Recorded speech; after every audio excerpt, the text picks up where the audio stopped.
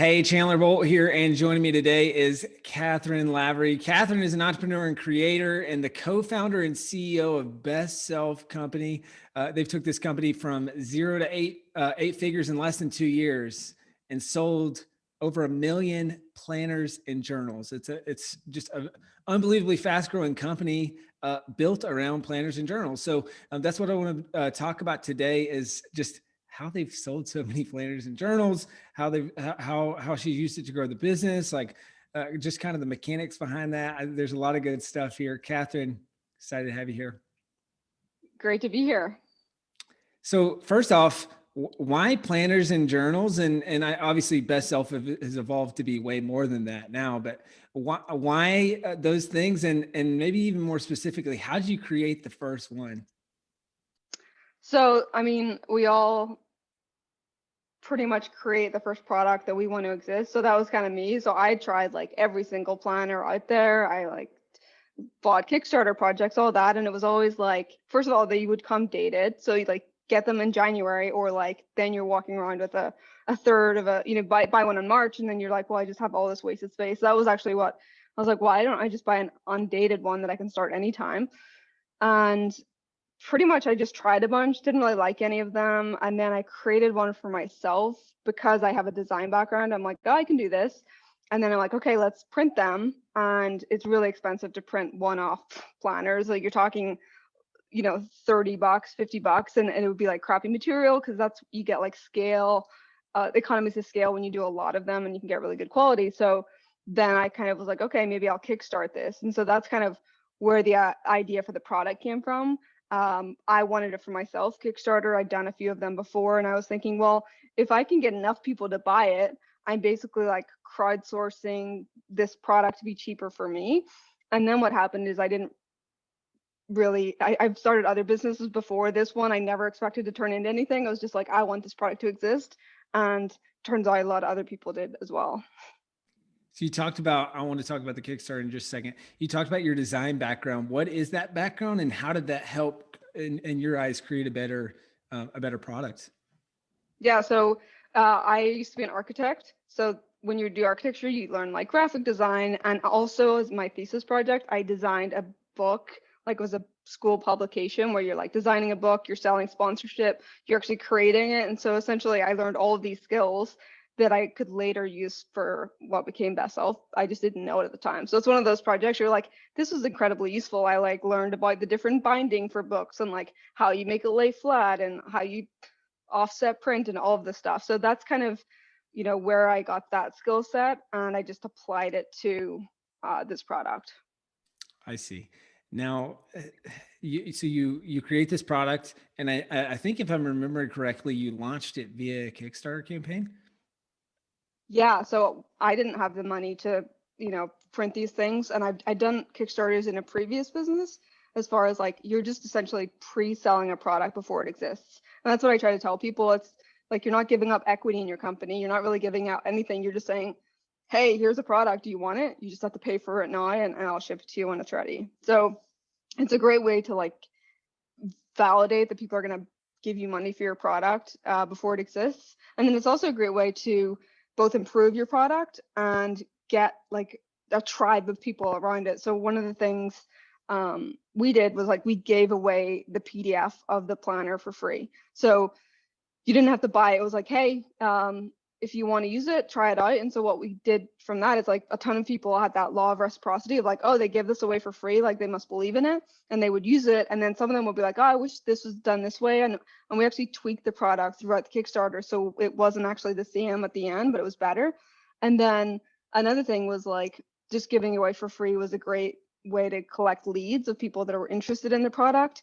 And then sometimes people were like, I can't afford it right now, but they would use the free one. And then whenever they would like hit their goal with it, they're like, oh, I'll actually go and buy it now. So it was actually a really good tool for us to both make the product better, give it away for free and have that sort of abundance mindset. And then, use it as a tool for leads for the crowdfunding campaign. Yeah, that's super smart. Any tips or things you learned from running a successful Kickstarter campaign, and how did you guys do so well with that first campaign? So one thing is just growing an email list before you start. So a lot of people are like, oh, I'll just launch on Kickstarter and, you know, people will find me there, like build it and they will come. Well, they actually won't. You have to send people to Kickstarter, to your project, and Kickstarter will send people. Like a lot of people shop on Kickstarter. I used to be one of those people. I call it like Secret Santa to yourself, because you will go on there, you buy stuff, you forget all about it, and then 2 years down the road, something will arrive in the mail, and you're just like, oh, this is exactly what I wanted. I just completely forgot about it. So that's Kickstarter is like that. And so what happens is if you collect an email list of people that are interested in your product and you send them to it, Kickstarter will be like, oh, this is an interesting product, and their algorithm will send more people to you. And one thing that I tell people is that the algorithm, it doesn't it likes the number of backers that you send, not the amount that they back. So for example, maybe you want to support me, but you don't actually want the thing that I'm selling.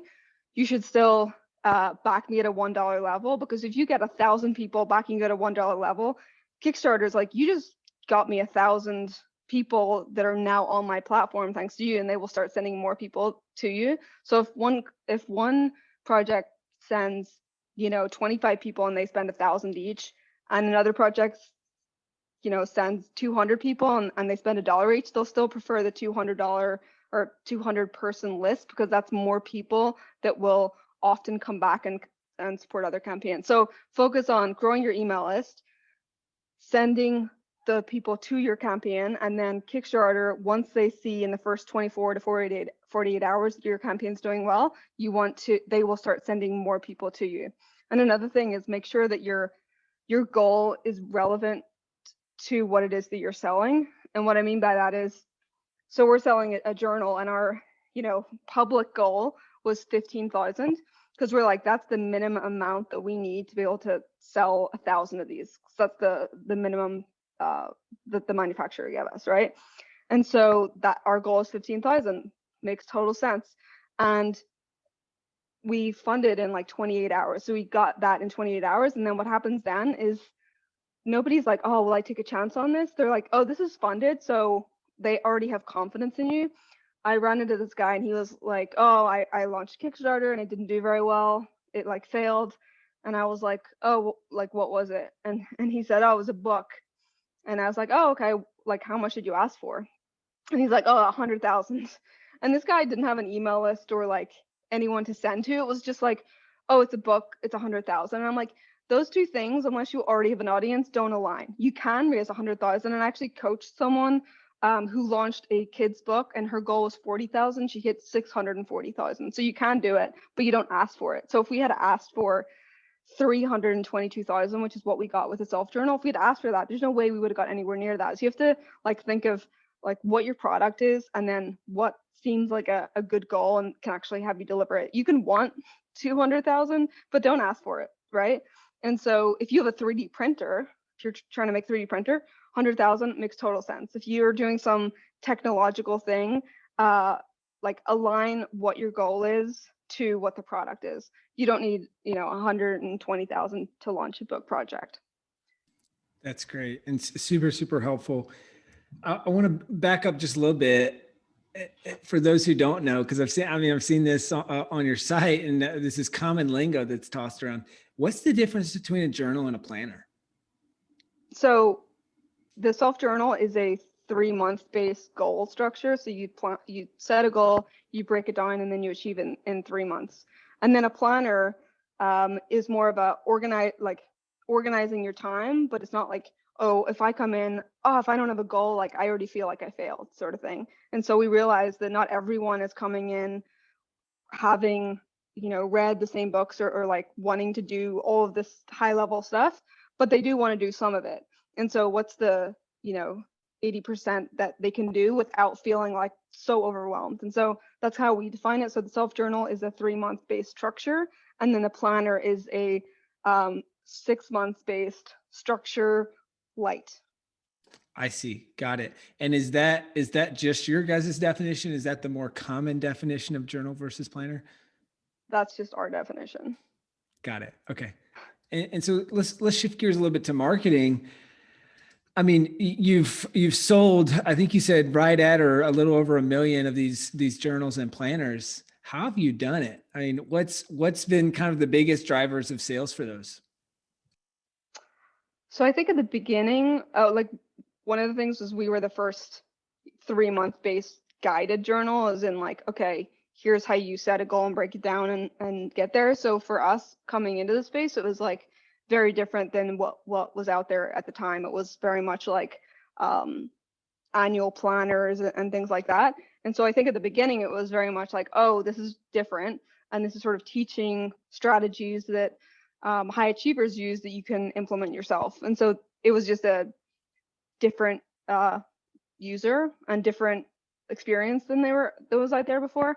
And then I think as time has gone on, a lot of people have journals now, especially 3-month ones. And so we went from, you need 4 of these a year. So that's automatically more than most journal or planners. So now we're getting people to buy in bulk, and also focusing on, okay, we wouldn't really have been successful had we only sold it once, because we need people to come back and buy. And so it's really like getting people on this 3-month structure of setting a goal, breaking it down and hitting it. So that's like creating content around that. That's like showing them what success look like.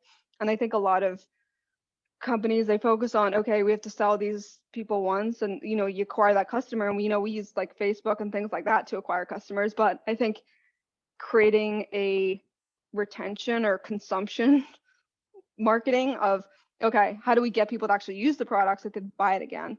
And so one of the things that we did was we had started a Facebook group, and we kind of did it because it seemed like the cool thing to do when we first started. And then it turned into this huge asset of people that were in there like talking about their goals. Because like Chandler, you and I we would probably like go for a drink and be like, what's the goal you're working on? But not everyone does that. So that's not like a normal thing people do. And so I think the Facebook community allowed them to connect on things that they were doing and share strategies that were working. And then I was like, okay, how do we create sort of a rebate system for that? And so we did this thing for a while called the graduate challenge, which is, you don't have to post it publicly, but you can. So you have to share a picture of your filled in journal every day, either in our group or on your social media. And if you do it every day for 30 days, we'll give you like a $10 Amazon gift card. So all we're doing is, hey, remember that product you bought? Why don't you just use it and like take a picture? And some people would like score off, on the pictures, so they didn't want private stuff to be shown. But in general, it was like, oh yeah, all I have to do is use this. And so what actually happened was we had all of this user generated content that was in our group, and like people were super engaged. They were, making friends and getting accountability partners in this group. And so that was a big thing of how we were able to grow sales, is because we weren't just selling a product, we were like selling this community, and we're also teaching them how to use the product so that they have to rebuy. And how do they rebuy? Is they're successful with the product. So I think, making the product look good and feel good and something that people want to use is a huge part. Then the next part is making sure that they know what success with the product looks like. So what do you want people to do after they get your product, like in the first 10 minutes? And then I think another big piece of successful products in general is like, what are you adding to someone's identity, right? So for us, like I designed the box, so on the side of it, you like wrote your goal in there, and so you can publicly have it on your wall or on your bookshelf or whatever as like a public declaration of your goal. And what that is actually like someone's identity is tied to, I'm a person that sits down, that plans their day, that achieves their goals, and that all ties together with the product. That's super, super smart. So you've got the subscription, um, you've got the subscription piece that keeps people kind of coming back. You've got creating a product that people actually use, novel concept. Yeah. You've got the kind of the graduate and rebate program, and a bunch of other things that I'm sure we'll get into. I'm curious on the graduate rebate program. What percentage of people actually do that? Like actually go through that and complete the 30 days and send out? Not a ton. Like, yeah. not a measurable. I mean, people will use it. Will they use it for all 30 days? No, but it's almost like they don't really care by the point where they get into a habit of using it. Mm, Um, so that's the thing. It's like it's not big enough for someone to. It's big enough to push someone to do it, but then by the time they do it, the actual prize isn't the $10 Amazon gift card. It's the planning your day and getting the things that you think done. So yeah. And very, very, very smart. Because then not only are you, I love that concept where you're the overlap of how do you create something that drives adoption, but also drives referrals. And like you said, user generated content and then in the process, because you have that Facebook community kind of as the hub, you're building community around that yeah, and kind of, like you said, attaching the identity to actually and using it the product. and like people would share it all the time. And it's also I created the product in a way that people want to share it on their social. Like they want to, because again, it's part of this identity piece of like what is, you know, your book or your product or whatever. What is that? The person that's going to read that, what is it saying about them? And so the whole purpose of how we designed it was like, oh, this is an experience to open and it's something you want to share, but also you're not sharing it just because like I got this cool thing. You're also sharing it like, oh, by the way, guys, in case you didn't know, I'm a goal setter. So that was a big piece. And there was one other part oh yeah, so we spent like we had professional photographers spent thousands of dollars getting these like professional pictures taken of the journal and things like that. The user generated content way outperformed the professional pictures because when people are scrolling through Facebook, most people, normal people, are there to see their friends, to see what people are up to, whatever, who's had a baby, whatever else. And so when you see this user generated content coming up, it's like a crappy picture on your phone or like it's like not Yeah. well lit.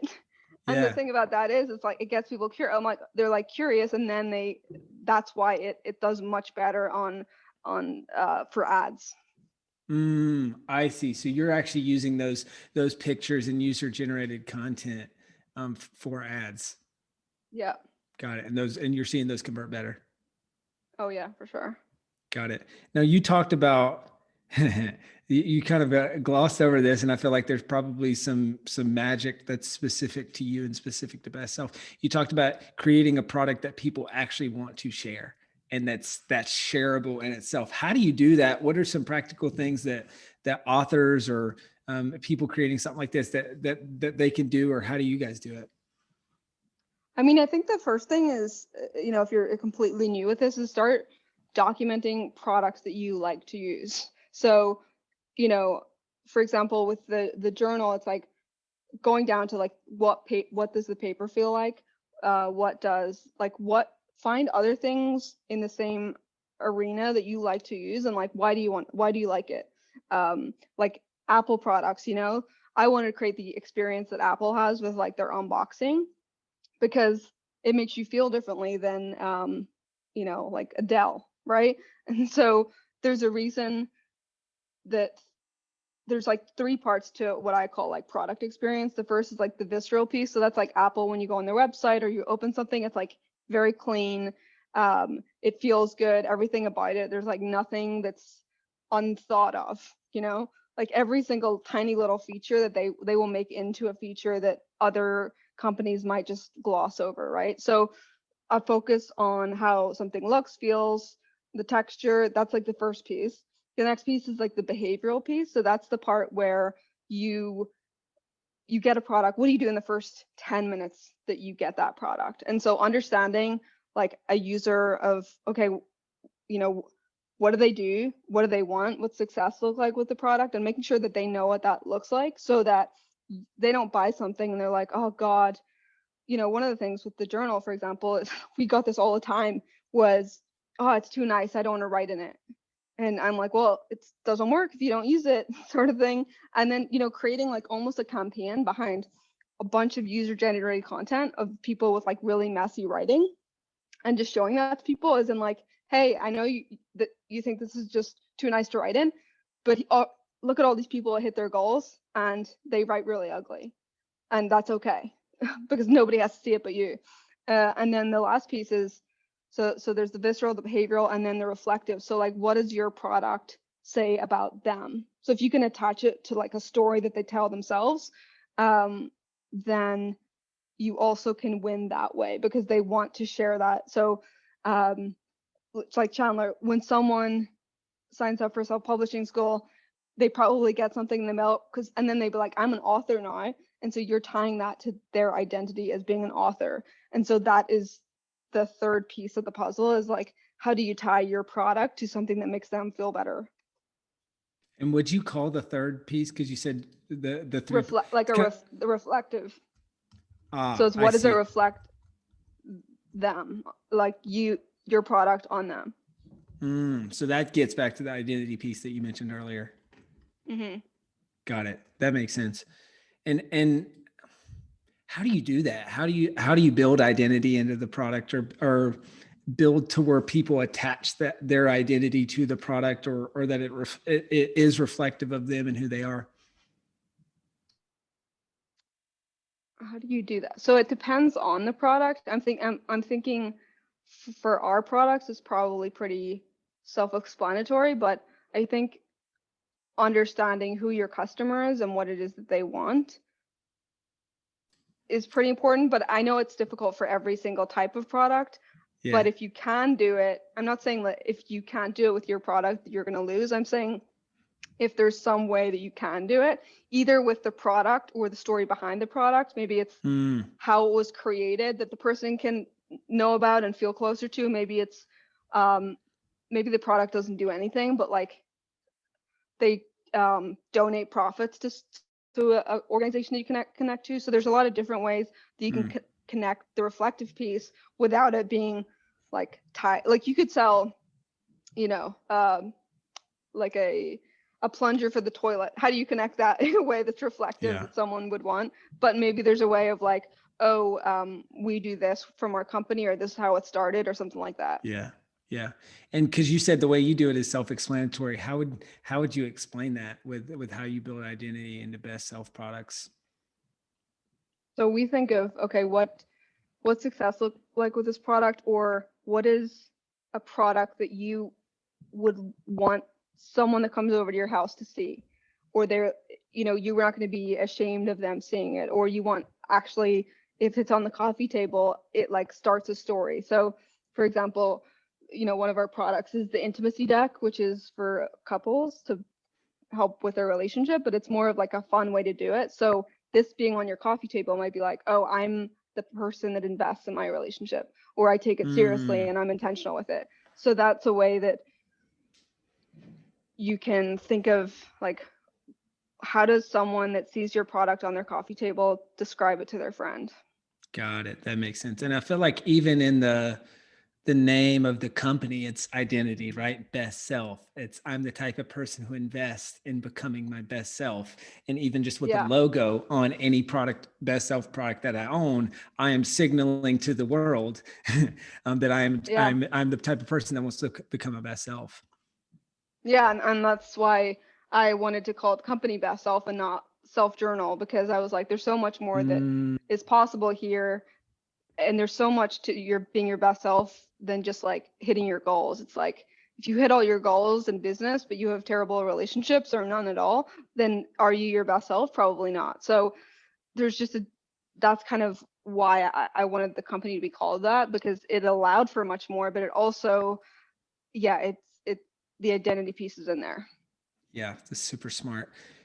What are the biggest customer acquisition channels for the journals planner specifically? It sounds like Facebook ads. Obviously, in the early days, it was the Kickstarter campaign. Are there other major channels that drive a significant amount of sales? I think Facebook, Instagram are the big things. Pinterest does okay, but like Facebook and Instagram are, way ahead of everything. And then, Google search terms for specific things around like journaling or planning your day or things like that. Do you guys do a lot of sales on Amazon? Is it mostly direct on your site? We used to be about like 80-20 to our site. Now it's about 60-40 because we have put more time into and energy into Amazon. It used to be like, yeah, we'll ship some product there, but we're not going to focus on it. And then we realized actually, like, a lot of people shop on Amazon, including me.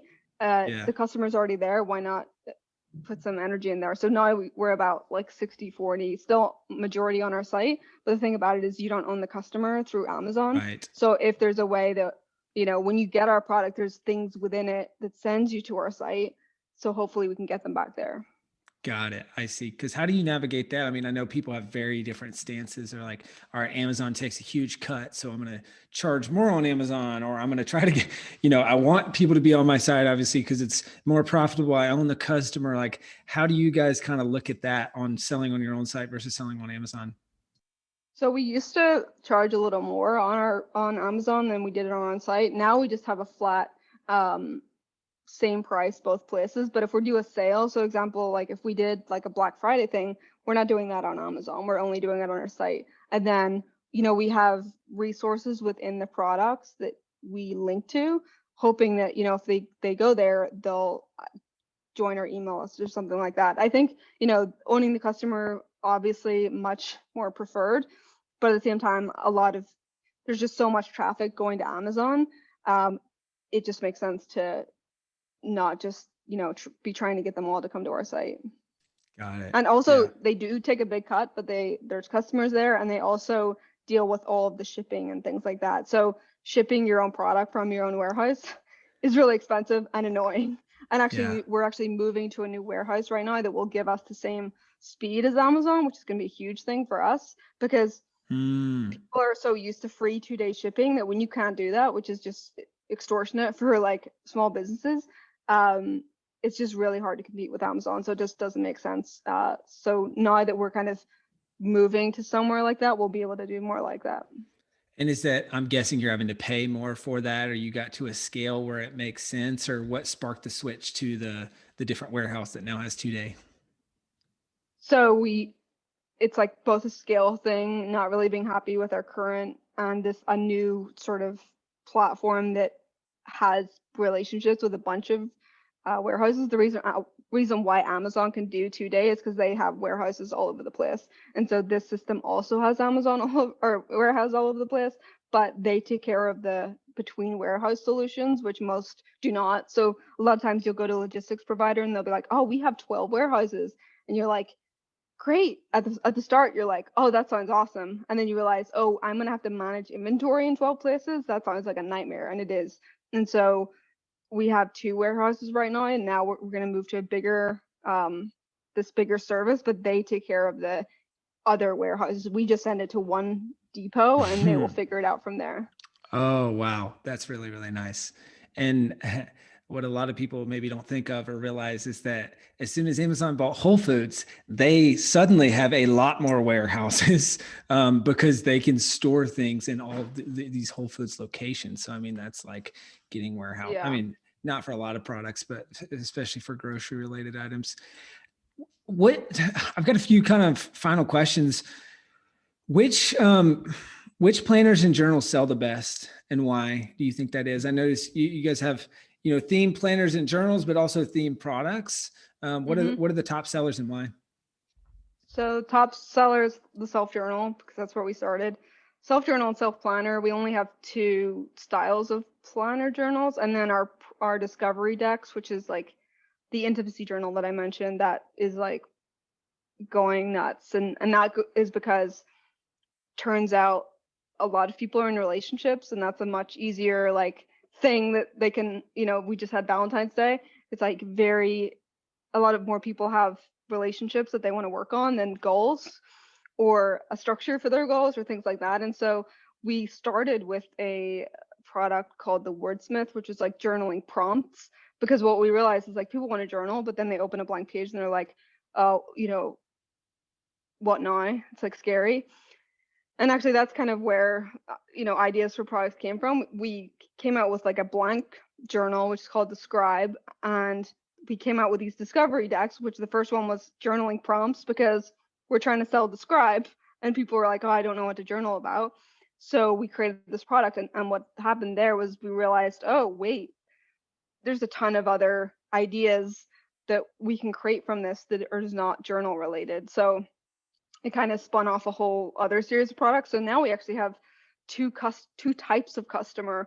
One customer that's never seen a journal, or used one and they came for the decks. And then there's the people that are like the diehard, journal planner people that we started with. And so that creates another sort of opportunity, is how do you market to two different customers that are coming in from different things. And actually these type of products are also things that people share on social media a lot.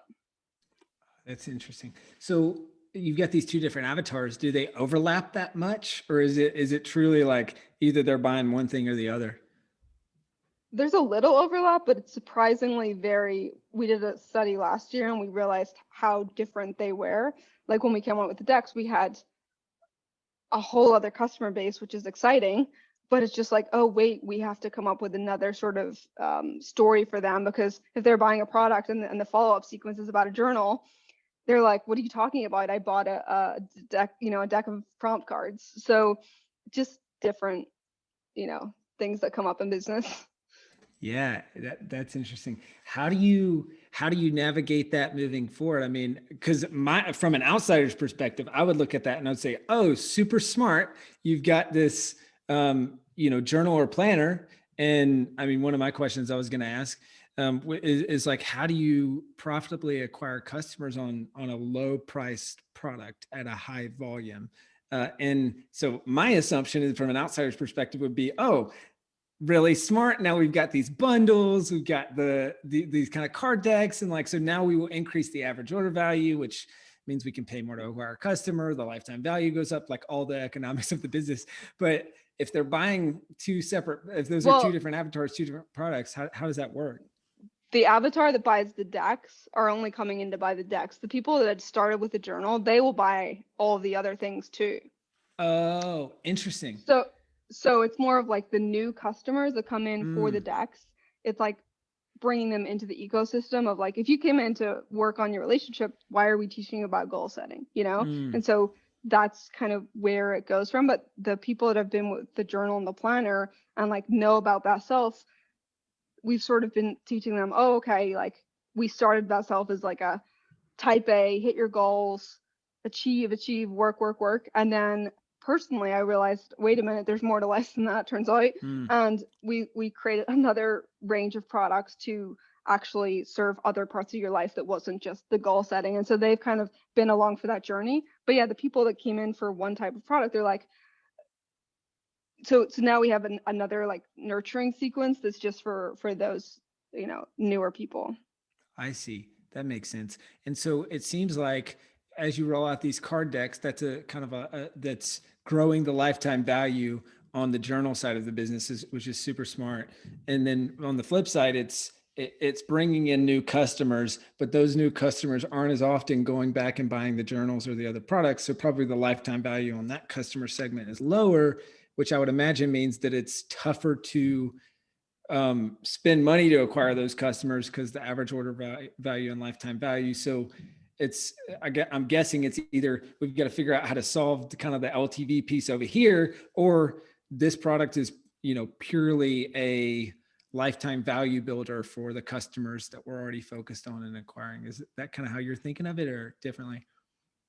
Yeah, so I think what we've realized is we need more products in categories that are selling really well. Because if we only have one relationship product, which we did for a while, we have a couple more, then if you only come in for one thing, then you only have one thing to buy. And so now we've realized there's actually a huge opportunity for building out this product line over here so that people come in and they can get a bundle of things in the area they want to focus on. Yeah. Which is very smart and makes a lot of sense, because the category specific things, it's kind of similar to a buddy of mine who used to live together. He runs a company called Dr. Squatch, so high quality men's soap. And so as they've built out kind of the categories, it's like, okay, we just have soap, but now it's like, okay, we also need shampoo and conditioner. And then like, how do we build together kind of more of a product suite in the category? And then jumping to the other side of the bathroom, we've got toothpaste. And so it's like, all right, the toothpaste here, not related to this, bundle over here, I guess, somewhat in the sense that it's cleaning, but a category based approach to that. I'm curious, because this actually kind of feeds into one of the things I wanted to ask as well. I noticed you guys, I would imagine this is why, but I noticed you guys have taken a very kind of benefit focused approach to the product. And so it's like the end result is what you market to. So whether Mm-hmm. it's an intimacy product, whether it's a goal setting product, whether it's I'm forgetting the other categories that you have. And how did you land on that? And what's the why behind that? Because I think it's just so smart. It would be so easy in your cases, talk about the card deck or talk about the journal, but it's Yeah. like that's in the backdrop of what you're focusing on, which is the benefit focused kind of product. Well, I think it's because people don't care about our product is really it. Yeah. It's just like, you know, and I know at some point, people are going to want a journal at some point because like people are want to hit their goals, right? And right now, or they want to build a better relationship or they, and right now, whatever product we have is the vehicle for them to get there. And so you want to sell them on what's this thing that I'm going to get at the end of it.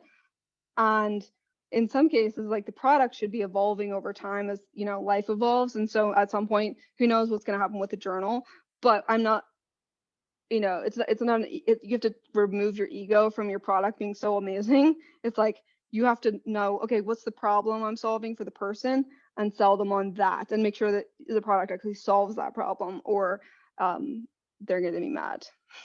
And actually, speaking of like the idea of you can take a book. So I know you have a ton of authors in your audience of like, okay, what could be a book or what could be another product that goes along with the book. So we just worked with Jay Papasan and The One Thing to come out with a deck for them around this concept within the book that actually it's like a coming up with your core values. But in the book, it's actually very difficult to do that in a way that's dynamic. When you're looking at words, like if you're seeing all the words on the page, it's really difficult. And so we worked with them to create a card deck for them. And so, you might start with a book and be like, actually, this part of the book or this methodology I'm teaching could fit into a whole other product. And It's very that's smart.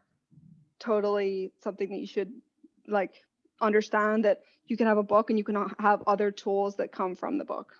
Yeah, that's super, super smart. And I would imagine that's some sort of licensing deal where or is that your guys' product? Is that their product? How does that work? So we basically developed it for them and we sell it on our side as like, and we give them a licensing thing and then we just manufacture it for them. That's cool. And do they also sell it on their side as well? Yeah. Got it. Cool. Nice. That's awesome. Well, Cathryn, this has been great. Couple final questions for you. Knowing what you know now, what would be your advice to the Cathryn of how many ever years ago, pre-planner, journal, 5 years ago. Kickstarter, all those things, and all the other maybe Cathryns out there that are thinking about creating some sort of planner or journal or kind of an e-commerce play with books? What would your advice be? I think just start. So if I didn't know half the stuff I knew now when I started, I think a great place to start is creating something that you want in the world. Because then like what you're looking for, like what problem you're trying to solve, what you like to do, like what literally journals and planners that you like, and start there. Because if you can make yourself happy, there's a chance you're going to make a lot of other people like you happy. So I would start there and don't feel like, oh, I have to know everything to get started. I basically knew how to make a InDesign PDF when we started, and then I've like learned things along the way, but you'd be surprised how much you can learn on the internet and with books. Or from this interview. Yeah. I'm sure people are learning a lot from this. Cathryn, this is amazing. Where can people go to find out more about you? Where can they go to obviously, find best self products, purchase the journal, the planner, and your other products? Yeah, you can go to bestself.co. All of the products I mentioned there in this interview are there. And then you can find me at littlemike.com. That's just my personal blog where I talk about more of the like behind the scenes type things of why I think the way I do. Awesome. Cathryn, this is amazing. Guys, check out the Best Self products. They are awesome. I love what you guys are building. I love what you're doing. So thank you for coming on. Awesome. Thank you.